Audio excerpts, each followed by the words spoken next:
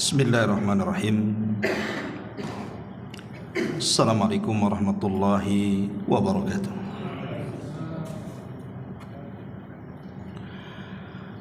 Alhamdulillah. Alhamdulillahilladzi hadana li hadza wa ma kunna linahtadiya laula an hadanallah. Asyhadu an la ilaha illallah wahdahu rabbi la syarika lah wa asyhadu anna Muhammadan abduhu wa rasuluhu alladzi la nabiyya ba'dah, amma ba'du. Hadirin dan hadirat yang dimuliakan Allah Subhanahu wa taala. Alhamdulillah, di malam hari ini kita masih bisa dipertemukan di Masjid Muhajirin. Semoga Allah Subhanahu wa taala menjaga kepada yang telah membangunnya dan juga yang memakmurkannya.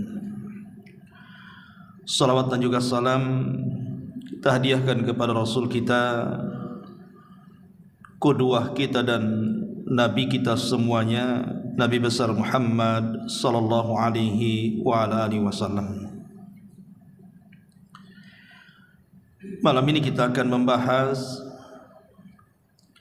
satu ayat dalam surah An-Nisa, tepatnya di ayat ke-69. A'udzubillahi minasyaitonirrajim. Bismillahirrahmanirrahim. Wa man yuti'illaha war rasulah fa ulaika ma'al ladzina an'ama Allahu 'alaihim minan nabiyyin was siddiqin wasyuhada was salihin wa hasuna ulaika rafiqa. Dan barang siapa yang mentaati Allah dan juga Rasulnya, mereka itulah akan bersama-sama dengan orang-orang yang telah dianugerahkan nikmat Allah atas mereka,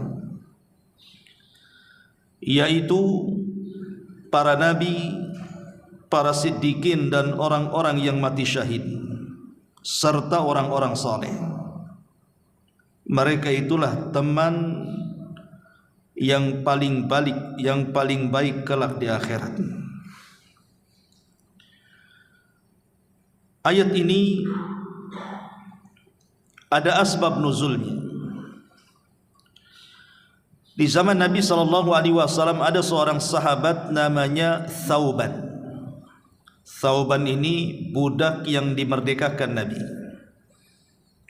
Makanya disebut Thauban Maular Rasul. Thauban ini sahabat yang paling mencintai Nabi sallallahu alaihi wasallam.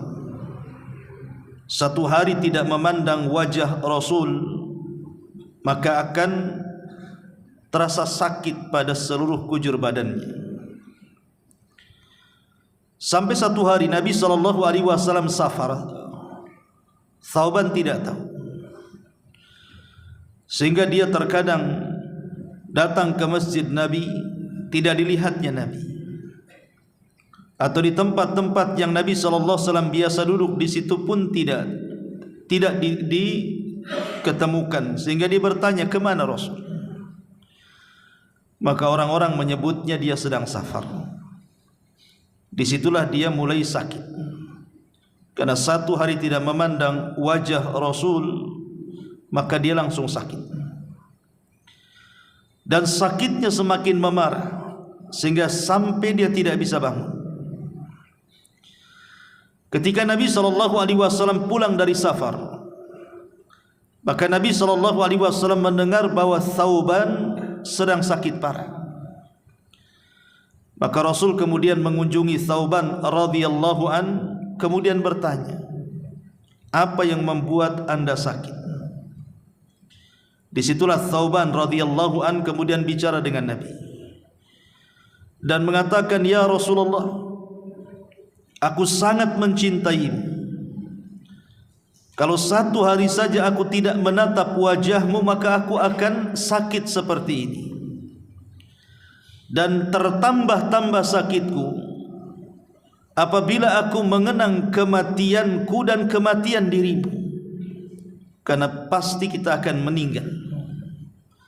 Dan aku tahu kalaupun Allah takdirkan aku masuk sorga, pasti sorgaku berada di bawah dan sorgamu pasti ada di atas, dan pasti saya tidak akan memandang wajahmu sekalipun masuk sorga. Dari sini kemudian Thauban terhenti dan Rasulullah SAW terdiam. Ketika Nabi SAW terdiam, itulah Jibril datang, kemudian menurunkan surah An-Nisa 69 ini. Turunlah ayat ini, wa man yuti'illaha wa rasul faulaika ma'alladzina an'ama Allahu 'alaihim minan nabiyyin was-siddiqin wasyuhada'i was-salihin wa hasuna ulaika rafiqa. Maka barang siapa yang mentaati Allah sama dengan orang-orang yang dianugerahkan nikmat Allah atas mereka, merekalah para nabi, para siddiqin, dan orang-orang yang mati syahid serta orang-orang saleh, dan merekalah teman terbaik di akhirat. Artinya bahwa siapapun yang mencintai Nabi SAW, maka dia akan bersama orang yang dicintainya. Ma'asyiral muslimin yang dimuliakan Allah Subhanahu wa taala, ayat ini dijadikan dalil oleh para ulama tentang pentingnya kita ini mengambil qudwah, mengambil contoh dalam kehidupan kita. 17 kali saya, anda dan siapapun yang melaksanakan salat 5 waktu, kita senantiasa membaca kalimat ihdinas siratal mustaqim siratal ladzina an'amta alaihim. Minimal 17 kali kita membaca ayat ini. Itu kalau kita mencukupkan dengan salat wajib. Kalau kita tambah dengan salat-salat sunnah, mungkin lebih daripada 17 kali kita mengucapkan kalimat ihdinas siratal mustaqim siratal ladzina an'amta alaihim ghairil maghdubi alaihim waladhdallin. Apa maknanya ihdinas siratal mustaqim? Ihdinas siratal mustaqim artinya kita meminta kepada Allah hidayah. Ihdina, ya Allah, anugerahkan hidayahmu kepada kami untuk meniti jalanmu yang lurus. Siapa yang menempuh jalan yang lurus itu? Alladzina an'amta alaihim, orang-orang yang kau anugerahkan nikmat atas mereka. Siapa yang diberikan nikmat dan dianugerahkan nikmat atas mereka, inilah dijelaskan dalam surah An-Nisa 69. Maksudnya orang-orang yang diberikan nikmat adalah para nabi, orang-orang siddiqin, para syuhada, dan orang-orang saleh. Jadi kita meminta dalam salat kita agar kita bisa mengikuti orang-orang ini, bisa mengikuti para nabi, bisa mengikuti para siddiqin, bisa mengikuti para syuhada, dan bisa mengikuti orang-orang saleh. Karena kelompok-kelompok inilah qudwatun hasanah, inilah contoh terbaik dalam kehidupan kita. Ma'asyiral muslimin yang dimuliakan Allah Subhanahu wa taala, dalam surah Allah Subhanahu wa taala berfirman, ulaikal ladzina hadallahu fabihudahu muqtadi. Mereka para nabi adalah orang-orang yang telah Allah berikan hidayah, maka dengan hidayah yang Allah telah berikan kepada mereka, kata Allah, fabihudahum iqtadi. Iqtadi itu artinya ikuti hidayah itu. Hidayah yang telah Allah anugerahkan kepada mereka para nabi, ikuti. Dan tentu Nabi sallallahu alaihi wasallam adalah nabi yang telah diutus kepada kita, maka ikutilah dia. Itulah contoh terbaik bagi kita. Allah Subhanahu wa taala berfirman, laqad kana lakum fi rasulillahi uswatun hasanah. Sungguh ada pada jati diri Rasul itu contoh yang baik bagi kita untuk kita ikuti. Bahkan tidak ada manusia yang lebih baik akhlaknya dibanding memuji akhlak Rasul dan tidak pernah memuji para nabi sebelumnya. Allah Subhanahu wa taala mengatakan, wa innaka la'ala khuluqin azim. Dan engkau wahai Muhammad sungguh di atas akhlak yang paling agung. Artinya kalau kita ini ingin mencontoh manusia terbaik, contohlah para nabi, khususnya nabi kita, Nabi kita Muhammad sallallahu alaihi wasallam. Karena nabi kita ini telah mengumpulkan apa yang terpisah pada seluruh para nabi. Itu dikumpulkan pada jati diri Nabi sallallahu alaihi wasallam. Semua akhlak para nabi ada pada Nabi sallallahu alaihi wasallam. Karena akhlak Nabi sallallahu alaihi wasallam adalah Al-Qur'an. Sebagaimana Aisyah ummul mukminin radhiyallahu an pernah ditanya tentang akhlaknya Rasul, maka Nabi sallallahu alaihi wasallam, maka Rasul Aisyah radhiyallahu anha menjelaskan, kana khuluquhul Qur'an. Akhlaknya Rasul adalah Al-Qur'an. Dan isi Al-Quran itu kisah-kisah para nabi. Seolah-olah kesabaran yang ada pada diri Ayub ada pada Nabi sallallahu alaihi wasallam. Seolah-olah kelembutan yang ada pada Harun alaihi salam ada pada Nabi sallallahu alaihi wasallam.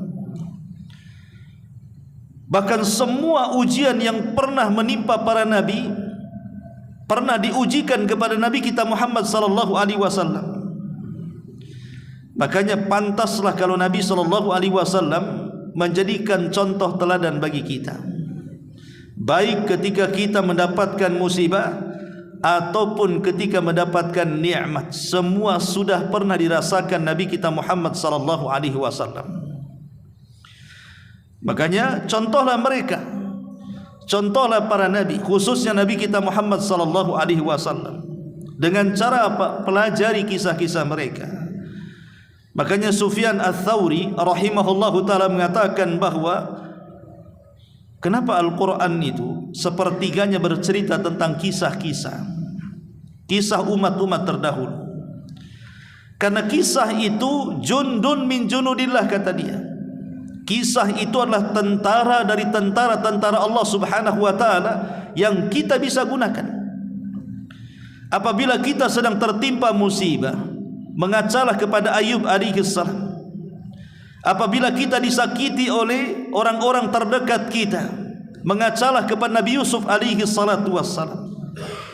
Apabila kita ditimpa dengan kematian putra-putri kita, bahkan Nabi Ibrahim disuruh untuk menyembelih putranya. Sebutkan apapun masalah kita, pandanglah para nabi itu. Kalaupun tidak, maka pandanglah Rasul kita Muhammad sallallahu alaihi wasallam. Musibah apa saja, kalau kita memandang Nabi sallallahu alaihi wasallam, terasa ringan dan tidak akan terpikul dengan berat. Karena apa yang kita rasakan pernah dirasakan Nabi sallallahu alaihi wasallam. Kalau ada orang yang meninggal anaknya, semua anak-anak Rasul meninggal dan Rasul masih hidup, bahkan Rasul yang menguburkan mereka. Kalau kita ditimpa dengan kefakiran, Rasul pernah menjadi penggembala kambing dengan gaji upah yang sangat kecil, alal qarari. Kalau kita ditimpa musibah, entah diolok-olok, diejek, dibuli, difitnah, direndahkan, dilecehkan atau apalah namanya, maka Nabi SAW juga pernah dituduh tukang sihir, tukang tenun, perangkai syair, pemecah belah, macam-macam. Artinya bahwa semua musibah yang ada pada kita itu pernah dialami oleh Rasul. Bahkan yang dialami Rasul belum tentu kita alami. Makanya contohlah Nabi kita Muhammad sallallahu alaihi wasallam, fabi hudahum iqtadih, kata Allah. Hidayah yang Allah berikan kepada mereka, ikuti mereka. Itulah yang Allah Subhanahu wa taala katakan, faulaika ma'alladzina an'ama Allahu 'alaihim minan nabiyyin. Ini poin pertama. Kemudian poin yang kedua, atau kelompok yang kedua yang pantas kita jadikan contoh adalah as-siddiqin, para siddiqin. Siapa siddiqin ini? Siapa siddiqun ini? Ma'asyiral muslimin yang dimuliakan Allah Subhanahu wa taala, sebagian para ulama mengatakan seperti yang dikatakan oleh Asy-Syaikh As-Sa'di dalam tafsirnya Kalimur Rahman ketika memberikan makna as-siddiqun itu apa. Beliau mengatakan, humul ladzina kamula tasdiquhum bima ja'at bihir rusul fa'alimul haqqa wa saddaquhu biyaqinihim wa bil qiyami bihi qawlan wa amalan wa halan wa da'watan ila Allah. Yang dimaksud siddiqun, kata As-Sa'di. As-Sa'di ini guru daripada Syekh Utsaimin rahimahullahu taala. Mereka adalah orang yang sempurna keyakinannya, pembenarannya, kejujurannya terhadap apa yang datang dengannya para rasul. Mereka mengetahui kebenaran dan membenarkan dengan keyakinannya. Kemudian mereka berusaha menegakkan kebenaran itu baik dengan ucapannya, dengan amalannya, dengan kondisinya, dan dakwahnya hanya untuk Allah Subhanahu wa taala. Atau dengan kata lain, mereka adalah orang-orang yang tidak pernah menggunakan akal mereka. Ketika di hadapan mereka ada kebenaran, maka mereka mengatakan sami'na wa ata'na. Itulah siddiqun. Dan ini diisyaratkan kepada siapa? Kepada para sahabat. Ala ra'sihim Abu Bakrin As-Siddiq radhiyallahu an. Tentu dari seluruh para sahabat yang paling utama adalah Abu Bakar. Itulah yang kemudian nama Abu Bakar di ujungnya disebut As-Siddiq, sehingga panggilannya Abu Bakar As-Siddiq. Kenapa As-Siddiq? Karena Abu Bakar adalah orang yang paling sempurna, membenarkan apapun yang datang dari Nabi SAW dengan keyakinannya tanpa ada keraguannya, dan berusaha untuk menegakkan kebenaran yang sudah diterima dari Nabi SAW, baik dari segi ucapannya, perbuatannya, atau dakwahnya. Itulah Abu Bakar Siddiq radhiyallahu anhu. Makanya Nabi SAW sampai mengatakan iqtadu billadaini min ba'di Abu Bakrin wa Umar. Ikutilah dua manusia sepeninggalku, kata Rasul. Pertama Abu Bakar, kemudian Umar. Kenapa Abu Bakar menjadi orang nomor dua yang harus kita contoh? Karena dia adalah as-siddiqun. Memang betul-betul orang-orang yang pencinta kebenaran, yang sangat hakikat betul-betul dia pencinta kebenaran. Bahkan dia orang nomor dua setelah Nabi SAW. Apa rahasia Abu Bakar sehingga dia menjadi orang nomor dua setelah Nabi SAW yang harus kita cintai?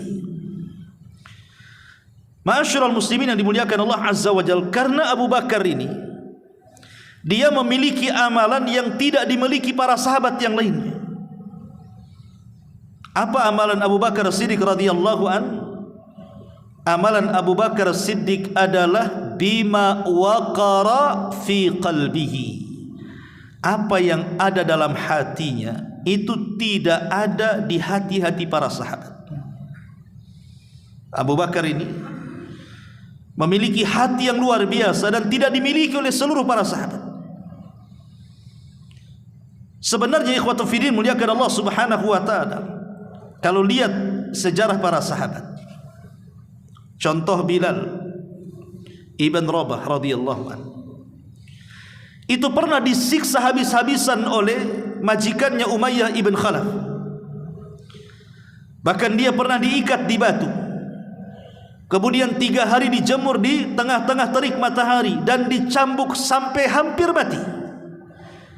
Tapi Bilal hanya mengatakan ahadul ahad, ahadul ahad. Dia berusaha menikmati siksaan majikannya demi mempertahankan tauhid. Meski demikian, tetap Abu Bakar jauh lebih mulia dibandingkan Bilal. Ammar ibn Yasir, keluarganya dibantai oleh Abu Jahal. Pertama ibunya Sumayyah mati ditusuk kemaluannya dengan tombak sampai ke perutnya, kemudian mati syahid. Kemudian suaminya Yasir tak kalah juga disiksa habis-habisan, kemudian mati syahid.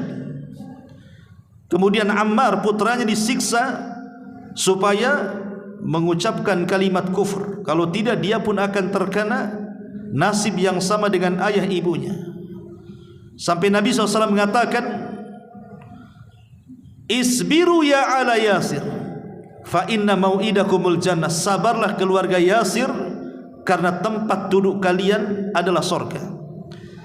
Meski keluarga Ammar ibn Yasir ini adalah keluarga yang pertama yang mati syahid dalam Islam, tetap Abu Bakar jauh lebih unggul dan lebih mulia dibandingkan keluarga Ammar ibn Yasir. Ma'asyiral muslimin yang dimuliakan Allah Azza wa Jalla, ataupun dari segi infak, banyak para sahabat yang berinfak itu boleh jadi lebih besar infak mereka dibandingkan Abu Bakar, seperti Abdurrahman ibn Auf dan sahabat-sahabat yang lainnya. Tapi tetap Abu Bakar jauh lebih mulia, lebih baik dibandingkan Abdurrahman ibn Auf. Bahkan sekiranya seluruh para sahabat dikumpulkan, kemudian dikumpulkan kebaikan mereka, ditimbang di sebuah neraca, dan imannya Abu Bakar Siddiq radhiyallahu anhu ditimbang di neraca satunya, maka iman Abu Bakar bisa menjangkau seluruh keimanan para sahabat, bahkan seluruh keimanan manusia selain Nabi SAW. Saking mulianya Abu Bakar itu. Makanya wajar kalau seandainya dia menjadi orang nomor 2 untuk kita contoh.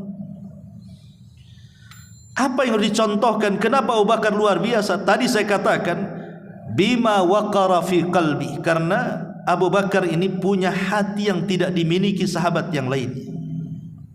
Amalan itu ada 2, ikhwan.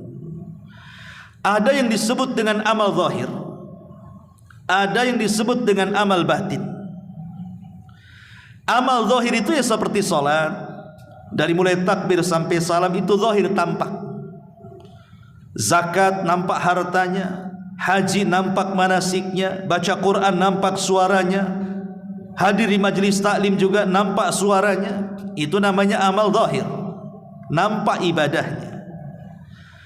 Tetapi walaupun orang itu mengamalkan salat dari wajibnya sampai sunnahnya, mengamalkan puasa dari wajib sampai sunnahnya, mengamalkan zakat sampai sedekahnya, mengamalkan haji dan umrohnya, dan amalan zahir yang lainnya, tidak akan diterima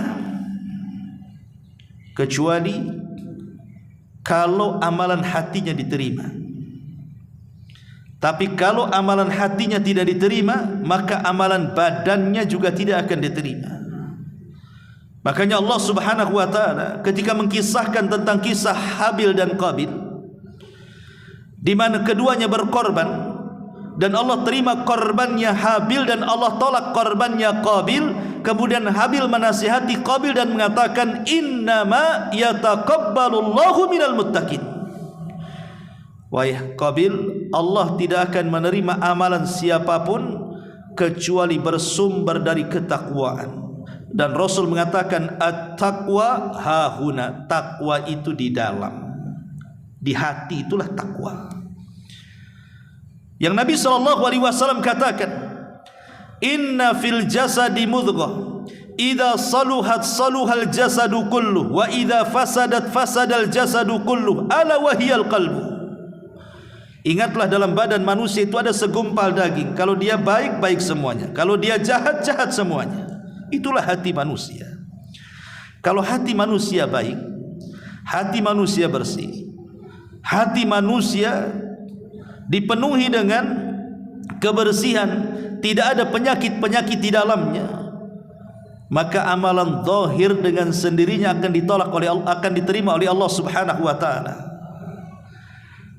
Makanya salat 1 rakaat dengan kejernihan hati itu lebih baik dari seumur hidup dia salat tapi dipenuhi dengan kekotoran hati. Sedekah walaupun boleh jadi mungkin 1.000, 2.000 perak, tapi dengan kejernihan hati dan keikhlasannya jauh lebih baik dibandingkan triliunan orang sedekah kalau dikotori hatinya dengan riya, ujub, sum'ah dan yang semacamnya. Ma'asyiral muslimin yang dimuliakan Allah Azza wa Jalla, membaca satu ayat Al-Quran tapi dengan kejernihan hati dan keikhlasannya jauh lebih baik dibandingkan menghatamkan Quran asik bolak-balik dia hatamkan, tapi dia membaca tidak dengan kejernihan hati, penuh dengan riya dan ujub. Itulah yang menjadikan kenapa Abu Bakar Siddiq itu unggul dibandingkan seluruh para sahabat, karena dia punya kejernihan hati yang tidak dimiliki oleh para sahabat. Apakah para sahabat ada yang tidak jernih hatinya? Ingat pada minggu yang lalu ketika kita memahami makna takwa, ketika Nabi SAW kumpul bersama para sahabat, tiba-tiba sahabat menceritakan tentang seorang sahabat yang penuh kehidupannya dengan ibadah. Bahkan dinilai tidak ada yang bisa menandingi sahabat itu dalam ibadahnya. Saking rajinnya salat malamnya, puasa sunnahnya, baca Qur'annya, zikirnya dan begitu seterusnya. Dipuji banyak sahabat. Ketika mereka sedang berbicara tentang sahabat itu, rupanya datang pula sahabat yang dibicarakan itu. Tapi ketika Rasul melihat wajahnya, Rasul mengatakan wajah orang itu penuh dengan sentuhan setan. Sahabat lain heran, ya Rasulullah, setahu kami tidak ada yang lebih ibadahnya dibandingkan dia. Kenapa kau katakan di wajahnya ada sentuhan setan? Kata Rasul, nanti kalian akan tahu. Tiba-tiba kemudian sahabat yang dibicarakan datang dan bergabung dalam majlis itu. Kemudian Rasul bertanya dengan jujur dan mengatakan, wahai fulan, jawablah dengan jujur. Kata sahabat ini, tentu wahai Rasul. Apakah apabila engkau pergi menemui kaummu, menemui kabilahmu, ada dalam hatimu perasaan bahwa engkau lebih baik dibandingkan mereka? Maka sahabat ini mengatakan, iya wahai Rasul. Pantaslah, kata Rasul, di wajahmu penuh dengan sentuhan setan. Karena dia merasa ujub masalahnya. Dia merasa lebih baik dibandingkan kaumnya. Makanya ada istilah kalau orang melakukan dosa, sepanjang hayatnya dia berdosa, kemudian hidayah masuk ke dalam hatinya dan dia menyesal kemudian menangis karena dosanya, jauh lebih baik dibandingkan yang kehidupannya dipenuhi dengan ibadah seumur hidupnya tapi dalam hatinya ada ujub, seolah-olah dia lebih baik dibandingkan orang. Itulah hati yang dimiliki Abu Bakar Siddiq radhiyallahu anhu. Hati yang sangat bersih, yang tidak ada keraguan dengan kebenaran yang datang kepada Rasul. Dalam peristiwa Isra Mi'raj, ketika semua orang-orang yang sudah memeluk Islam, para sahabat, ada keraguan betul tak Rasul itu melakukan Isra Mi'raj, karena akal menolaknya. Macam mana Rasul bisa melakukan perjalanan sengebut itu dalam satu malam, dari Masjidil Haram ke Masjidil Aqsa, dari Masjidil Aqsa melintasi beberapa langit sampai ke langit ke-7, sampai ke Sidratul Muntaha, balik lagi ke Masjidil Aqsa, pulang lagi ke Mekah? Logika tidak menerimanya. Hampir para sahabat ada yang ragu-ragu tentang kisah itu, sehingga ada orang kafir datang kepada Abu Bakar, karena ketika peristiwa dikumpulkannya manusia oleh Abu Jahal, Abu Bakar tidak hadir. Sehingga adalah orang musyrik datang menemui Abu Bakar dan mengatakan, wahai Abu Bakar, inna sahibak, sesungguhnya kawanmu si Muhammad itu telah mengarang sebuah cerita. Kemudian ceritakan, masa iya dalam satu malam dia melakukan perjalanan dari Masjidil Haram ke Masjidil Aqsa, dari Masjidil Aqsa ke Sidratul Muntaha, balik lagi ke Aqsa, balik lagi ke Haram, dalam satu malam loh Abu Bakar. Tapi apa jawaban Abu Bakar? Dia tidak ada kekotoran dalam hatinya. Dia justru membantah dengan menjawab yang tidak bisa lagi dibantah. Apa kata Abu Bakar? Wahai fulan, kalau seandainya nabiku, maksudnya Muhammad sallallahu alaihi wasallam, menceritakan sebuah peristiwa yang jauh lebih mustahil daripada peristiwa Isra Mi'raj, maka aku orang yang pertama membenarkannya. Apa kata Abu Bakar?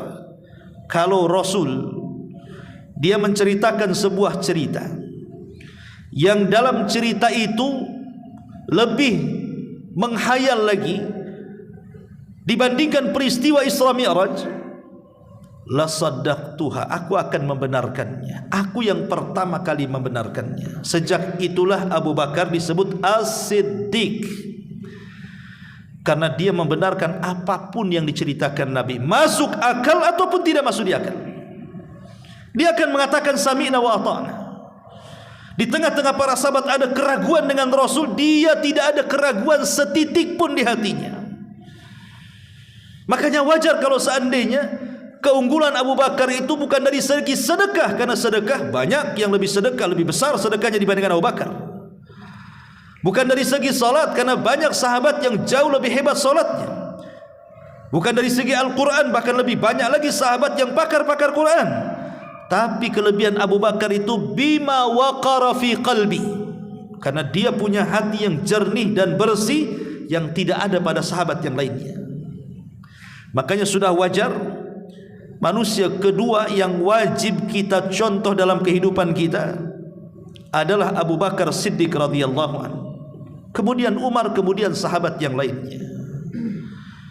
Dan secara umum para sahabat Nabi sallallahu alaihi wasallam adalah orang yang layak dicontoh, karena dialah atau merekalah para sahabat yang betul-betul telah mencontoh Rasul dengan raga-raga mereka, dengan waktu dan dana mereka, bahkan dengan jiwa-jiwa mereka,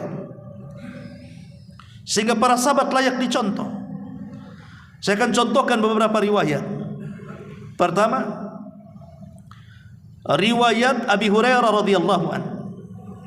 Abu Hurairah radhiyallahu anhu mengatakan, "Awsani khalili bi thalathin la ada'uhunna hatta amut. Saumu thalathati ayyami min kulli syahrin wa salatud duha wa naumu ala witrin." Rawahul Bukhari wa Muslim. Kata Abu Hurairah radhiyallahu anhu, Nabi SAW pernah berwasiat kepadaku dengan 3 wasiat. Pertama dengan puasa Ayyamul Bid, 3 hari dalam sebulan, 13, 14, 15. Kemudian yang kedua salat duha, dan yang ketiga salat witir sebelum tidur. Kata Abu Hurairah, la ada'uhunna hatta amut. Aku tidak pernah meninggalkan apa yang diwasiatkan Rasul itu sampai kematian menjemputku. Begitulah taslimnya para sahabat, ikhwan.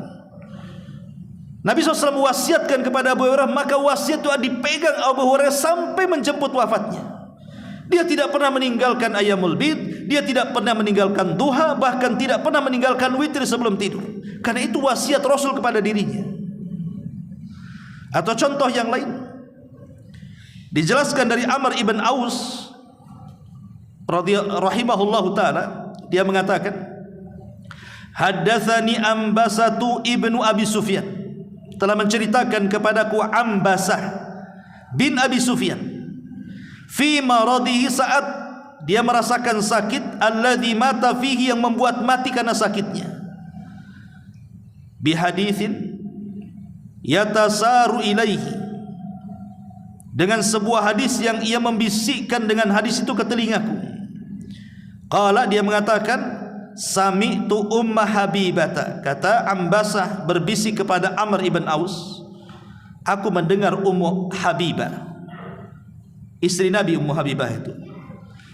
Sami'at Rasulullah sallallahu alaihi wasallam yaqul, dia mendengar, Ummu Habibah mendengar Rasulullah SAW bersabda, man shalla Isnatai asyrata rak'atan fi yaumin wa lailatin bunya lahu bihinna baitun fil jannah barang siapa yang menjaga 2 rakaat salat, maksudnya rawatib, salat sunnah qabliyah dan ba'diyah, barang siapa yang menjaga 12 rakaat rawatib ba'diyah dan qabliyah pada satu hari itu malam dan siangnya, maka akan dibangunkan padanya satu istana di sorga.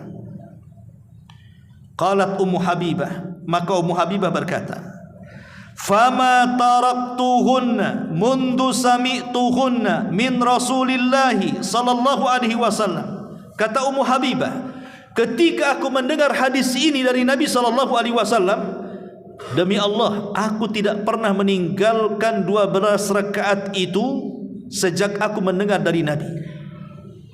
Seumur hidupku aku tidak pernah meninggalkannya. Kemudian kata Ambasa yang mendengar hadis itu dari Ummi Habibah, dia mengatakan, fama taraktuhunna mundu an sami'tuhunna min Ummi Habibah. Kata Ambasa, aku pun tidak pernah meninggalkan 12 rakaat itu sejak aku mendengar dari Ummi Habibah dari Nabi sallallahu alaihi wasallam.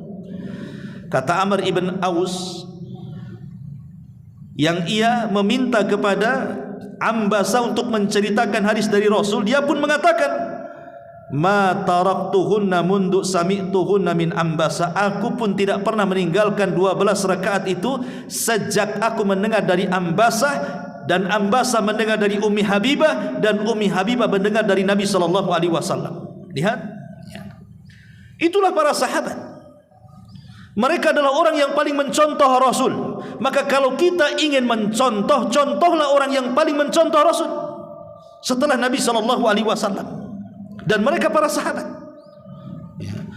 Atau contoh yang lainnya dari Ibni Abi Layla, qala, dia mengatakan dari Ibnu Abi Layla, dia mengatakan, haddatsani Ali, telah menceritakan kepadaku Ali bin Abi Thalib, anna Fatimah ta'atat an-nabiy sallallahu alaihi wasallam tashku ilaihi ma talqa fi yadiha min alamir raha wa balghaha annaha ja'ahu raqiqun fa'atathu tas'aluhu khadiman falam tusadifuhu fadzakartu dzalika li Aisyah radhiyallahu anha falamma jaa akhbarathu Aisyah qala faja'ana wa qad akhadna madaji'ina fadhahabna naqum faqala ala makanikuma faqada baini wa bainaha hatta wajadtu barda qadamaihi ala batni faqala ala adullukuma ala khairi mimma sa'altuma idza akhadtuma madaji'akuma aw awaituma ila firashikuma fasabbiha 33 wahmada 33 wa kabbira 34 fahuwa khairun lakuma min khadimin. Faqala Ali, fama taraktuha mundu an sami'tuhunna min Rasulillahi sallallahu alaihi wasallam. Qila wala lailatas sifin, qala wala lailatas sifin, rawahul Bukhari. Jadi Ibnu Abi Layla ini menceritakan dari Ali radhiyallahu anhu, satu hari Fatimah ini dia mengadu karena keletihan. Karena semua urusan rumah tangga itu dipegang Fatimah, enggak ada pembantu di rumah Fatimah, padahal dia putri Nabi. Sehingga dia harus mencari kayu bakar. Kemudian dia pun harus mematah-matahkan kayu bakar, belum lagi mengadon-adonan, kemudian lagi memasak, mengepel, menyapu, mengurus anak, sehingga rusaklah kaki dan tangannya. Keletihan. Akhirnya dia mendengar Rasul baru pulang dari peperangan membawa tawanan banyak. Dia berkeinginan untuk meminta satu budaknya untuk menjadi pembantu di rumahnya. Datanglah dia kepada Rasul. Rupanya tidak berjumpa dengan Rasul, berjumpa dengan Aisyah, diceritakan kepada Aisyah. Kemudian dia pun pergi, Aisyah menceritakan kepada Nabi. Maka Nabi pun merasakan apa yang dirasakan putrinya Fatimah. Dia pun datang ke rumah Ali, karena Ali adalah suami dari Fatimah.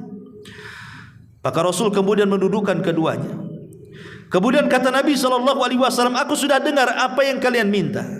Tetapi kata Nabi SAW, ala adullukuma ala khairim mimma sa'altuma. Maukah kutunjukkan kepada kalian berdua, ku ajarkan beberapa kalimat jauh lebih baik daripada yang kalian minta.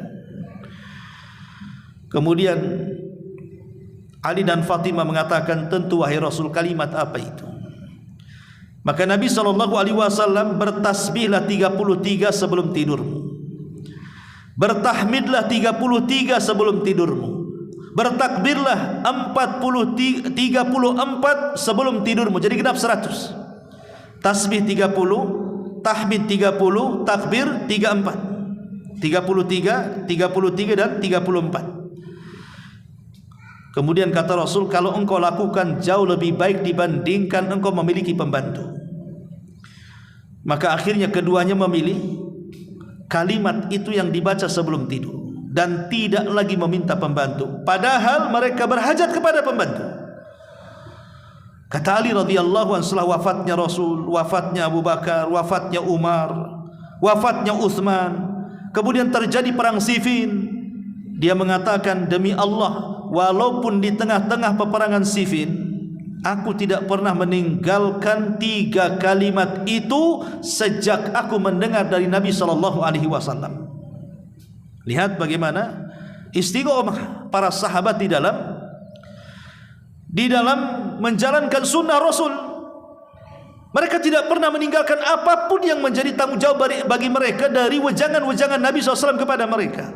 Sehingga wajar kalau para sahabat itu adalah manusia kedua setelah Nabi SAW, kelompok yang patut kita contoh.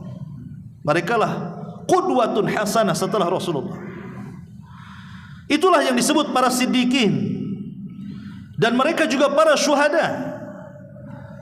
Mereka para syuhada. Umar ibn Khattab radhiyallahu anhu mati syahid ketika mengimami salat subuh, ditikam oleh seorang Majusi Abu Lu'lu sampai mati.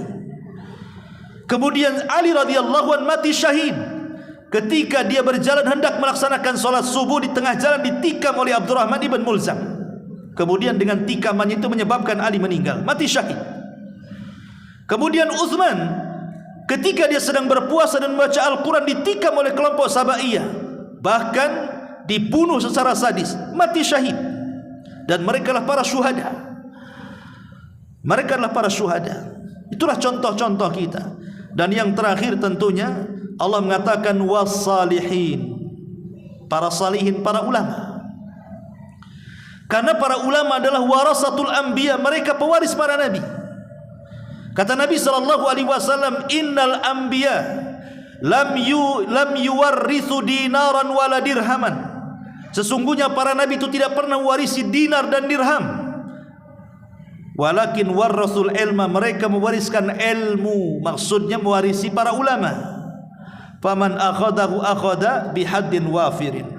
Siapa yang mengambil ilmu maka dia mendapatkan bagian yang sangat besar dalam Islam. Innal ulama warasatul anbiya.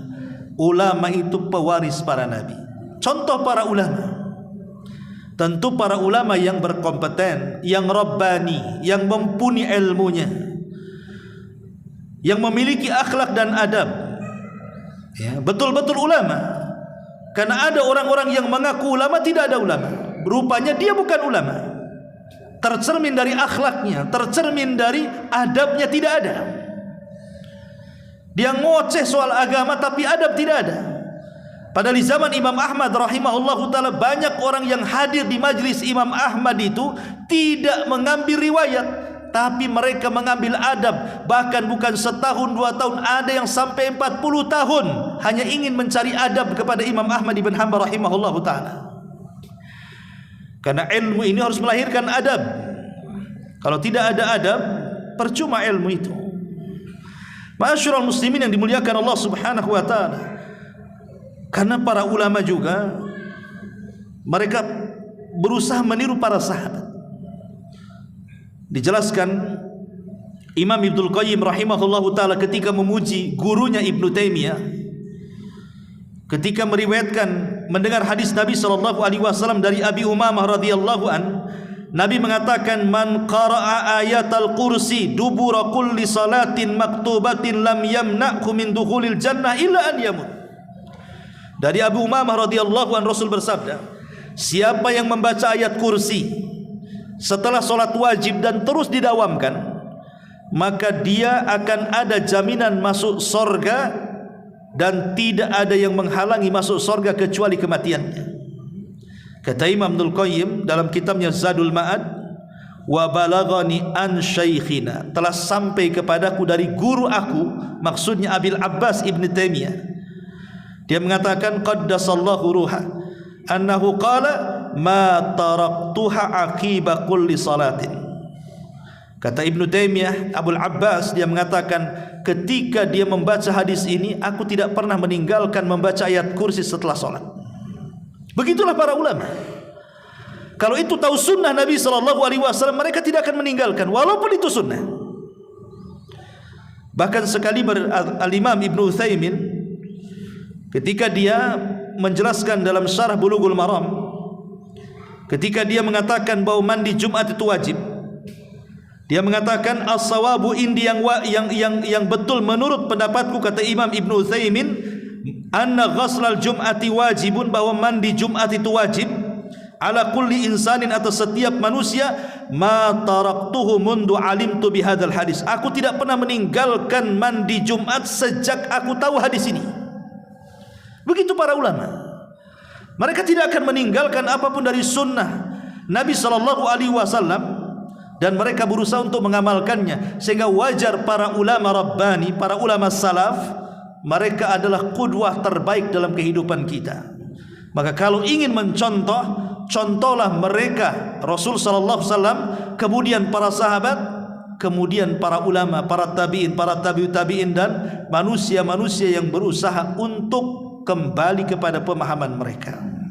Wallahu a'lam bishawab. Inilah pembahasan di malam hari ini, mudah-mudahan ada manfaatnya. Subhanallah bihamdika, asyhadu an la ilaha illa anta, astaghfiruka wa atubu ilaik. Allahu ta'ala alam. Assalamualaikum warahmatullahi wabarakatuh.